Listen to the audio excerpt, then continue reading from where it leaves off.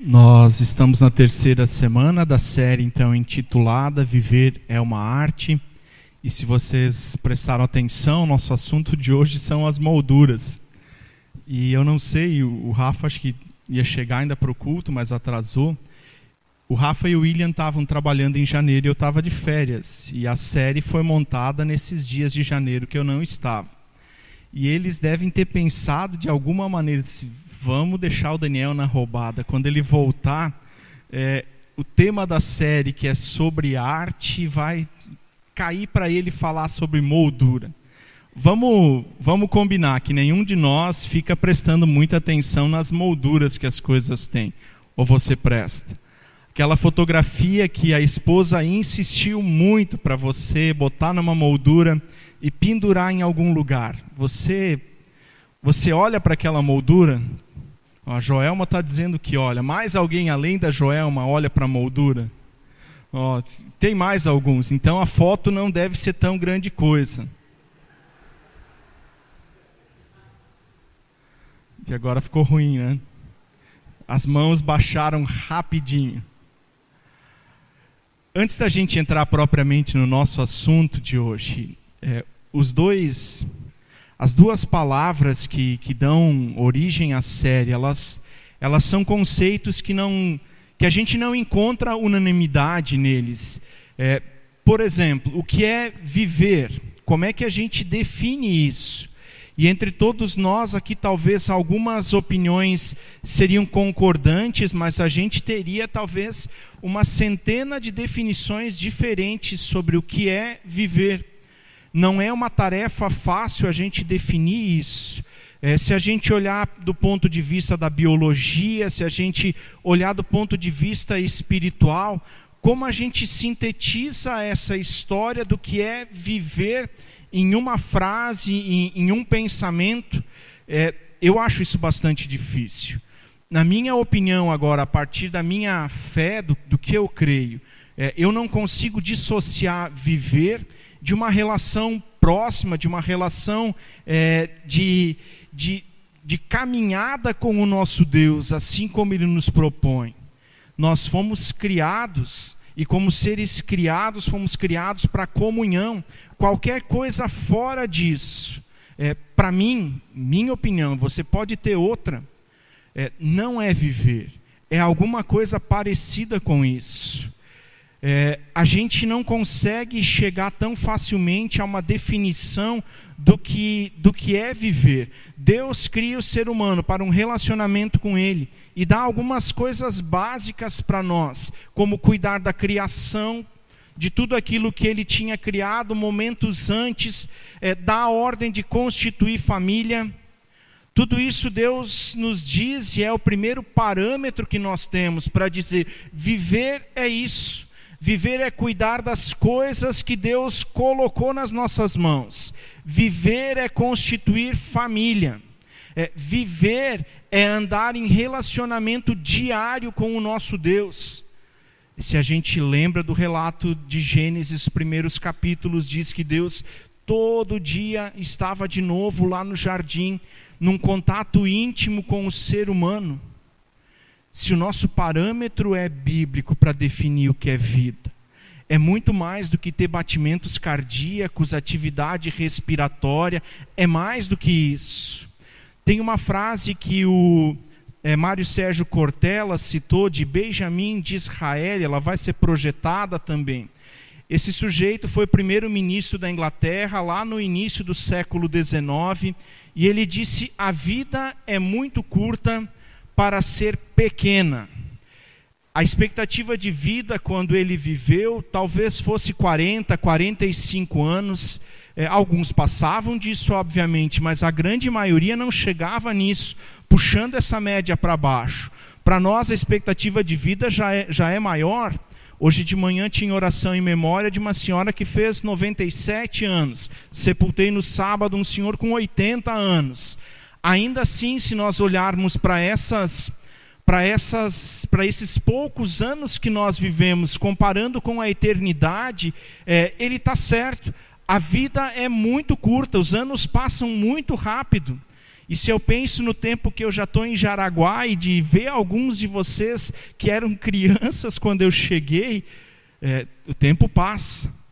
Mas o que ele está querendo dizer para nós é que a vida é curta de fato, mas que ela não precisa ser pequena, que ela pode ser vivida de uma maneira diferente do que a maioria das pessoas a viveria. Vocês devem conhecer pessoas que mesmo tendo vivido muito tempo, tiveram uma vida pequena, viveram a mesquinhez, viveram a solidão, viveram o ranço e o rancor com outras pessoas. A vida é curta, mas ela não precisa ser pequena. O que é viver? Viver, na minha opinião agora, é essa oportunidade que nós seres humanos temos de, ouvindo a voz de Deus, seguir com Ele. Qualquer coisa fora disso, eu já questiono se isso é viver. Existem outros padrões e eu sei disso, mas não são aqueles que a partir da palavra eu posso considerar normais ou comuns. Uma outra ideia ainda que o Nick Gamble apresenta, e muitos de vocês fizeram o curso Alpha. Nick Gamble, quando ele fala da vida, ele diz: a vida é como um palco, só que nós não temos a oportunidade do ensaio. A gente nasce e a gente vai recebendo instrução, algumas coisas são ensinadas para nós e a gente vai vivendo. Nós não temos uma segunda vida para agora dizer, agora vou fazer tudo certo. Hebreus 9 vai dizer isso, que ao homem está ordenado viver uma vez somente, depois disso vem o juízo. Nós não temos a possibilidade de ensaio. Tem coisas que nós podemos corrigir nessa caminhada. E que bom que é assim. Do contrário, seria desesperador. Eu não sei como você... qual é o primeiro pecado na tua vida que você consegue lembrar? Mas se você lembrasse dele e não tivesse a oportunidade de voltar atrás ou de ter perdão, seria desesperador. Você condenado para o resto da sua curta vida. Jesus vem e muda esse cenário.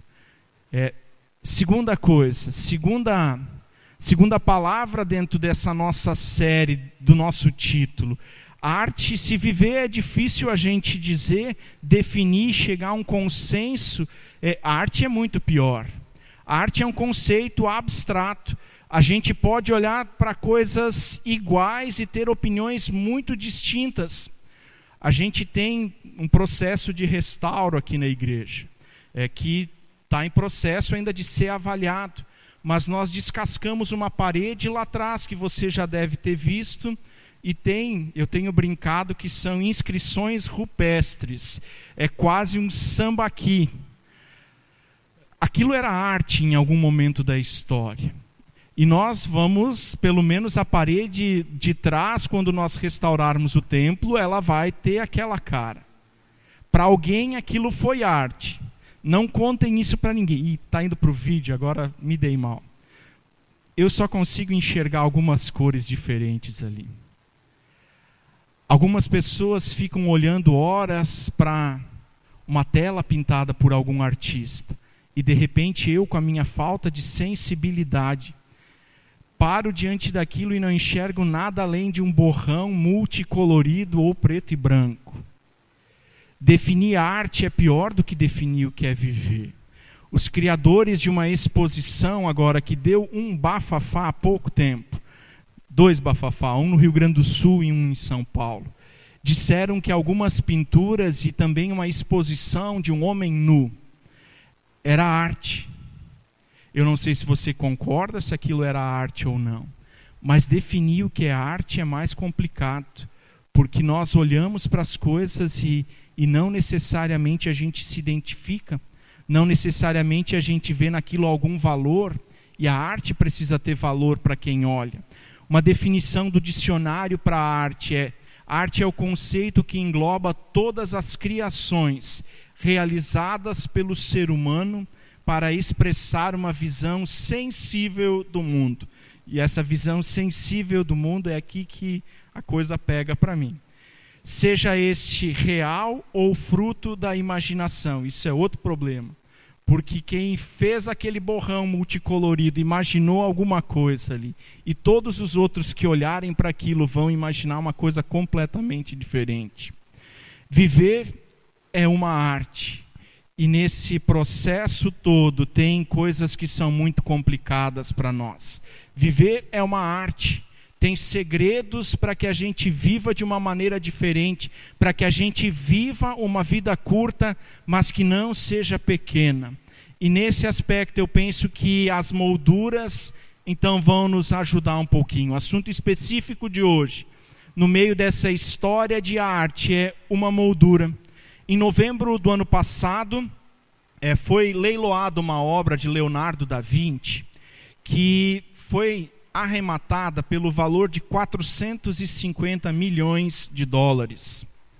Isso dá 15 milhões, 1 bilhão e meio, desculpa. Tinha alguns dólares a mais ali que eu não contei, contei só o número redondo. Pergunta: essa obra que foi arrematada por esse valor todo, qual foi a avaliação da moldura?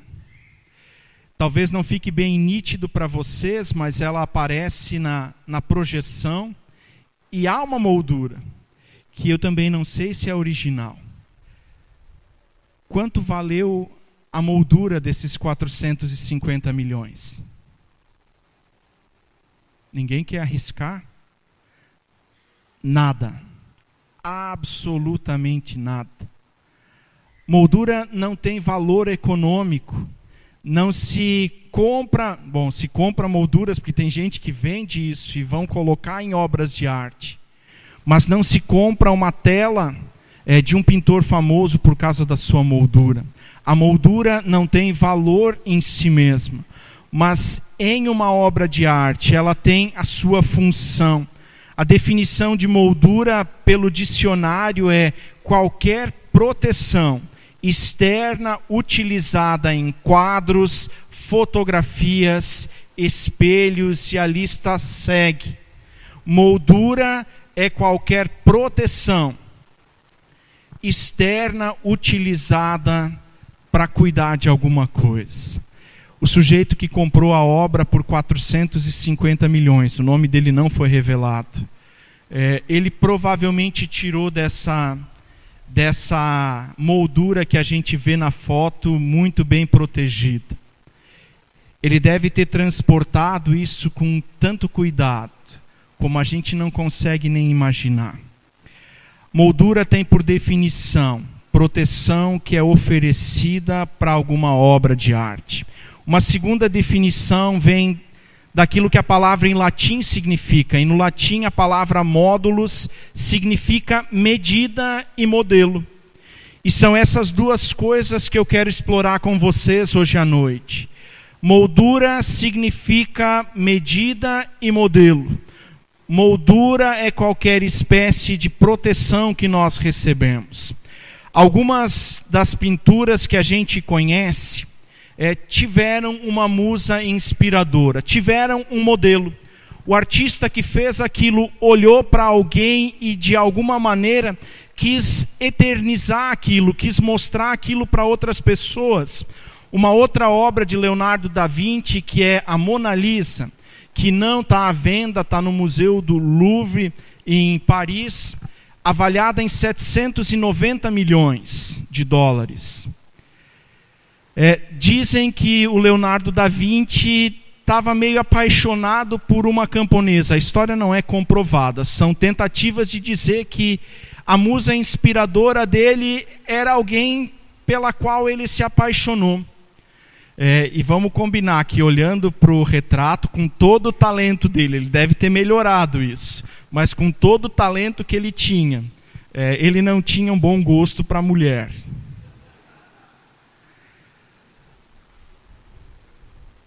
Os artistas se inspiram em alguém, olham para alguma coisa. O Rafa, na semana passada, falou da escultura do Rodin. Eu não sei para quem ele olhou, mas ele não simplesmente pensou aquilo do nada. Em alguma coisa que aconteceu com ele, ele teve inspiração, ele usou como modelo para aquilo que ele fez. Tem uma história infantil que foi escrita a primeira vez em 1883 por Carlo Collodi.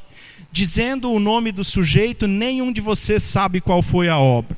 Mas se o Carlos mostrar a figurinha, todos vocês já ouviram a história.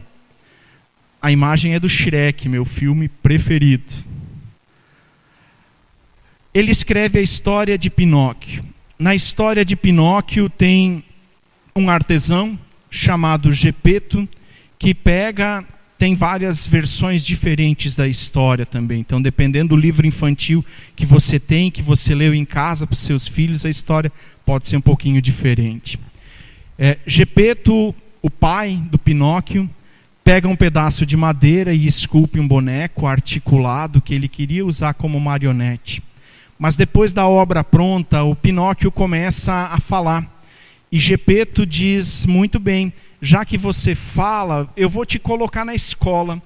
E Gepeto junta as moedinhas que ele tem em casa, coloca na mão do Pinóquio e diz, vai lá na livraria e compra o livro para o ano base da escola. Ele não usou essas palavras, ele mandou comprar uma cartilha. Mas cartilha nem na minha época não se usava mais. Talvez alguns ainda lembram do que a palavra significa. O Estélio também acenou. Gepeto, aquele que deu forma, que olhou para um pedaço de madeira e o esculpiu, talvez muito parecido com ele mesmo, fez para si uma companhia, dá uma ordem simples. Vai lá na livraria, compra o livro e vai para a escola. Pinóquio sai com as moedas. E no meio do caminho ele ouve um barulho de música e mais algumas coisas. E ele decide ver o que é aquilo. E ele entra naquele lugar, é uma espécie de circo com algumas atividades e crianças brincando. E ele gasta o dinheiro dele comprando entrada para aquele lugar. Naquele lugar, ele ouve uma proposta, viaja o mundo conosco. E ele vai. Conosco você vai poder brincar o dia inteiro, nada de escola. E ele vai. De repente, no meio da história, as brincadeiras continuam, mas ele começa a ter que trabalhar. E ele percebe que ele está trabalhando como um jumentinho que eles têm. E nascem orelhas. E vai nascendo tudo aquilo que um jumentinho tem. E aquela obra de arte criada pelo Gepeto a partir de um tronco, agora é um jumentinho, um burro de carga que serve só para trabalhar. E ele lembra de casa. Ele não quer mais trabalhar e ele é jogado ao mar e os peixes devoram a parte de burro que ele é uma história infantil. Devoram a carne de burro que agora ele tinha, mas o boneco de madeira sobrevive. E uma baleia o engole. E de repente, lá dentro da baleia, quem ele encontra? Jonas, claro, é uma história bíblica, tem que encontrar Jonas lá dentro. Desses crentes, né? Quem ele encontra dentro da baleia? Gepeto. Essa história de Pinóquio, eu tenho quase certeza que ela não foi escrita com essa intenção, nos mostra quase ipsis literis aquilo que foi a criação. Deus toma a si mesmo como modelo, para do barro formar o ser humano. E Deus faz o ser humano, e depois de fazer o ser humano, ele conclui, capítulo 1 de Gênesis, ficou muito bom. Quando ele está fazendo o ser humano, ele conversa a trindade numa relação, e Deus diz, façamos o homem à nossa imagem e semelhança. E depois disso, assim como foi com o Pinóquio, Deus dá uma tarefa, dá uma diretriz muito clara para o ser humano, que não obedece. Moldura significa medida e modelo. Nós, como seres criados à imagem e semelhança de Deus, temos Deus por modelo. E se a gente quisesse tomar de novo uma figura que vem do mundo das artes, nós éramos um autorretrato de Deus. E eu sei que tem limitações nessa analogia, porque nós nunca fomos e não seremos Deus. Assim como uma pintura também não é quem o pintou. Nós somos ou nós éramos um autorretrato de Deus. E Deus conclui olhando para aquilo, era muito bom. Deus não errou a mão. Ele não precisou de um rascunho, ele não precisou uma segunda tentativa. Ele criou algo que era muito bom a partir do modelo que era ele mesmo. Mas de repente vem alguém que nos seduz com uma musiquinha, assim como foi com Pinóquio. E nós gastamos as nossas moedinhas. E agora só nos resta o trabalho como um burro de carga. Aquilo que era a autoimagem de Deus projetada no ser humano, nós perdemos com o pecado. E capítulo 2, 3, 4 de Gênesis, o restante da história, vai mostrando como rapidamente o ser humano não é mais imagem e semelhança de Deus. Ele ainda pode se tornar, se ele for restaurado. Nós estamos com um processo de restauro da escola, da igreja, mas também da antiga escola que é ao lado do templo. E a gente tinha um plano de restaurar isso em 6 a 8 meses. A gente está trabalhando nisso já faz 14 meses. E cada dia que eu venho aqui parece que eles trabalharam um dia inteiro aqui e a gente não enxerga nada. Um processo de restauro é demorado. E na nossa vida também é assim. Porque Deus não quer fazer uma coisa qualquer. Deus quer devolver o estado original que nós perdemos quando nós desobedecemos. Pinóquio encontra Gepeto e a sua redenção acontece. Eles saem da baleia, fazem cócega na língua. E agora, em casa de novo, Pinóquio se torna não um boneco articulado, mas um menino que era o propósito original dele. As molduras, elas servem para nos dar medida e modelo. Aquilo que nós perdemos com a queda, pode e Deus tem interesse em restaurar na tua e na minha vida. E aí tem algumas decisões que nós precisamos tomar. Romanos capítulo 12, Paulo entende o que Deus propõe com isso. Capítulo 12, versículos 1 e 2, Paulo vai escrever assim: portanto, não vos conformeis com este século. Não tomem a forma, o modelo do tempo em que vocês estão vivendo. O tempo que nós vivemos é cruel. Ele tem algumas medidas e padrões que são muito estranhos a nós. Nesse tempo de férias, estando em alguns lugares públicos, a gente ouviu algumas músicas, os hits do verão. Que, Senhor, semana que vem o assunto é música. Eu não sei como alguém pode classificar aquilo como música. Mas no meio dessas histórias todas, um dia a gente ouve uma música das antigas. Um sertanejo raiz. Que fase, ia dizer o Milton Leite. Sertanejo raiz falando de que na vida dois, no casamento, tem dias complicados, mas que não é para se jogar fora, que dá para tentar reconstruir. A música tem mais de 30 anos, com certeza em algum momento dessa série ou de outra ela vai aparecer na íntegra aqui. 30 anos atrás as músicas falavam de um modelo que pode ser refeito, as músicas populares. Hoje elas não falam mais disso. O Heitor voltou cantando uma música no carro que dizia mais ou menos assim: tô fazendo terapia toda terça e quinta depois do trabalho. Nada contra terapias, psiquiatras, que nós temos muitos, e psicólogos na comunidade.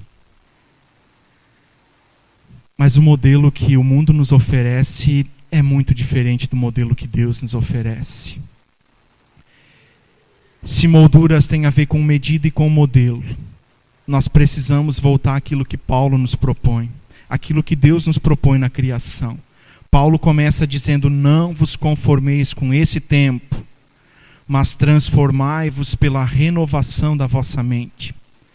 Isso passa pela nossa mente, mas toma conta da nossa vida. Éramos o autorretrato de Deus.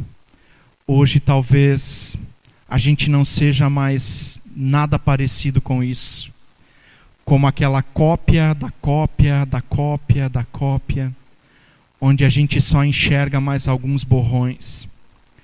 A segunda coisa que eu disse que eu trabalharia com vocês nessa noite: a moldura serve de proteção.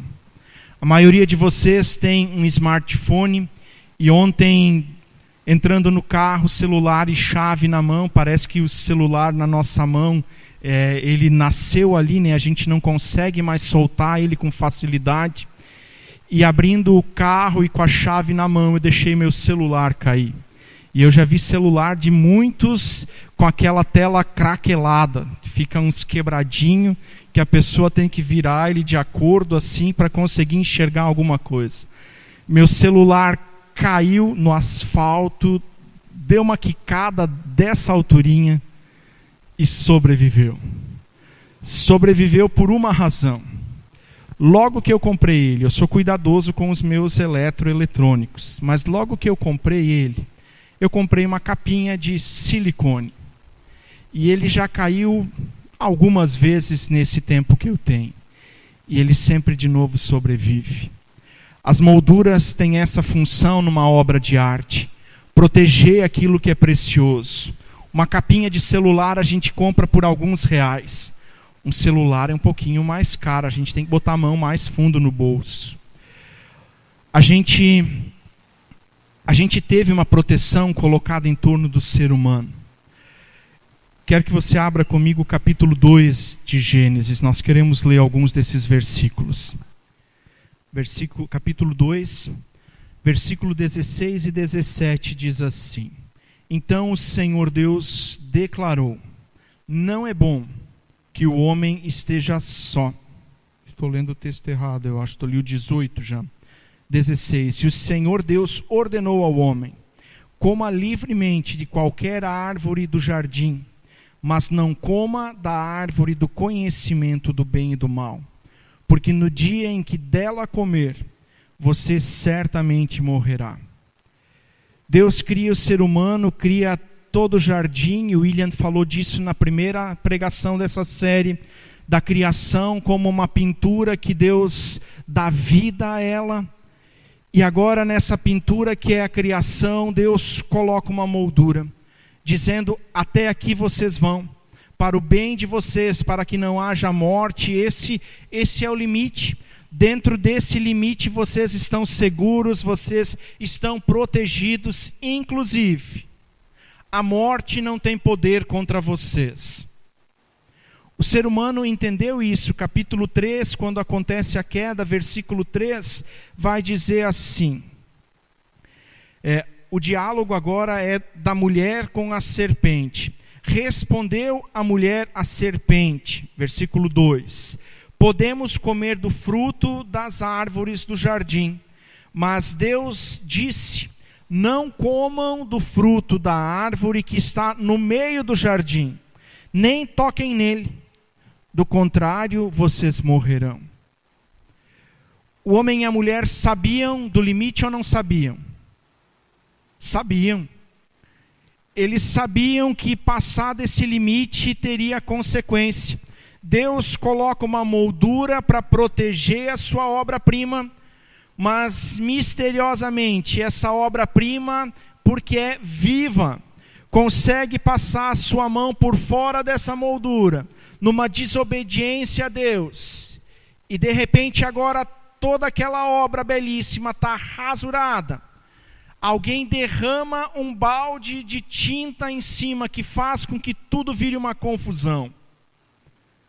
E aquilo que Deus tinha dito, de que haveria a morte, acontece. Se a gente ler a sequência de do capítulo 3, a primeira coisa que é sacrificada é um animal, porque o homem e a mulher estão nus, e as folhas de parreira, a gente sempre vê as pinturas com uma folha de parreira, elas não eram suficientes, e Deus sacrifica um animal, porque faz para eles roupas de couro. A morte acontece no instante quase que imediatamente seguinte. Ainda não é do homem e da mulher, ainda não é daquele que pecou, mas ela já está presente. Logo em seguida, Abel mata Caim. Ou ao contrário, Caim mata Abel. Tem algumas histórias bíblicas que eu troco os personagens. Marta e Maria, eu sempre erro quem faz o que nessa história. Caim e Abel às vezes também. Caim mata Abel. E a confusão vai aumentando. Porque aquilo que era uma obra-prima, cercada por uma moldura que os protegia, agora é uma confusão total. Gênesis capítulo 2, Gênesis capítulo 3, nos relatam aquilo que aconteceu porque a moldura que Deus colocou foi transposta pelo ser humano desobediente. A obra-prima está danificada, rasurada. Alguém derrama tinta sobre isso. As molduras são medida e modelo. As molduras são para nós proteção. E a pergunta com a qual eu quero ir encerrando: o que você colocaria hoje dentro dessa moldura? Para a nossa vida, Deus definiu um padrão. Deus nos cria a imagem e semelhança dele como um autorretrato. Em torno disso estabelece uma moldura que é proteção para nós. Mas nós não queremos ficar lá dentro. Nós, vez ou outra, damos uma escapada porque nós achamos que nós damos conta. O que você quer colocar dentro dessa moldura que é proteção de Deus na nossa vida? Eu imagino que algumas coisas você está pensando. A gente pensa em colocar aqueles que nós amamos. A esposa, as mulheres pensam em colocar os maridos, os filhos. E a gente quer proteção para eles, né? A gente gosta tanto da ideia de proteção que as mães, quando mandam os filhos para a escola, ficam pensando: será que eu tenho plástico bolha suficiente para dar uma enroladinha nele para ele ir seguro para a escola? Algumas mães fazem isso com filhos bem mais velhos já. Numa palestra, o Mário Sérgio Cortella, ele disse que a mãe dele liga para ele. Ele tem 60 e alguma coisa, a mãe 82. Que a mãe dele liga para ele toda noite às 11 horas para perguntar se ele já jantou e se ele está em casa. As mães querem proteger os filhos. Os pais também, mas eles fazem isso de uma maneira diferente. Não é com plástico bolha. Quem você quer colocar dentro dessa moldura? Quem você quer proteger? A gente protege as coisas que nos são preciosas. E talvez, de tudo isso, dessa história de viver é uma arte, a gente tenha que aprender que nós sempre precisamos de proteção. Não são os outros que precisam de proteção. Nós precisamos. E a Bíblia vai nos fornecer algumas diretrizes para a nossa caminhada, que vão nos proteger, que vão manter intacta a obra de Deus que foi perfeita, que se corrompeu, mas que pode ser restaurada.